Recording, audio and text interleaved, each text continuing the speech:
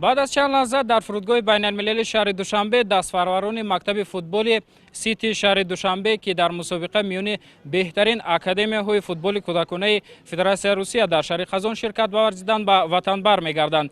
گرچند که این غنچه‌های نوشکفته میهن در این مسابقات به نتیجه نظررس نایل نگردند، اما اشتراک در این گونه سبقت زمینه با اعتماد در رشد فوتبال کودکانه خواهد گذاشت.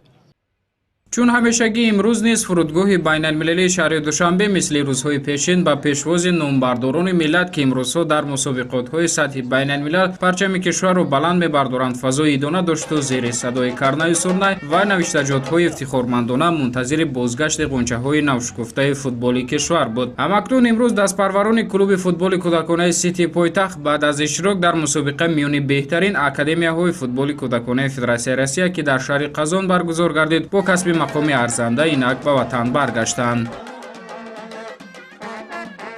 امروز با پیشواز فرزند خود برآمدیم که از فدراسیون روسیه برمیگردند بعد از اشتراک در مسابقه سطحی روسیه در شهر قزان و امیدواریم که این نخستین مسابقه یکی از قدم‌های اول با ояндаи дурахшони онҳо мегардад, хусусан барои рушди варзиш дар ҷумҳурии мо ва умедвор ҳастем ки дар оянда ин футболбозони навҷавон ба натиҷаҳои беҳтарин ноил мегарданд, ҳамчун Рустам Соиров ва дигар футболбозоне ки ҷумҳурии моро дар шаҳри Бразилия муаррифӣ карданд ва ба дастовардҳои бузург ноил гаштанд. شادی و نشاط والدین حد و کنار نداشت، زیرا جگربندانشان در این مسابقه سطح بین المللی اشتراک می‌نمایند و برای رشد و تجربه بیشتر و از خود کردن با دسته‌های کودکانه بیرون از کشور رقابت نمودند. Мы футбольная команда ФК Сити. Мы участвовали на турнире Казань Кап 2019. У нас были и проигрыши, и выигрыши, но мы не волновались, ведь это уже гордость, то, что мы участвовали в турнире с разными командами, знаменитостями. Мы в будущем хотим стать великими футболистами, как наша молодежная сборная Ю-17. И также представлять нашу страну на международных турнирах. ما در کماند ФК سیتی مشق میکنیم. ما هر جا میرویم ما با کماندای سخت ها بازی کردیم. ما باید دادیم و بریدیم، نه که ما زیق نمیشویم. ما خرسندیم که ما اشتراک کردیم. Против нас были очень сильные команды. Они очень хорошие.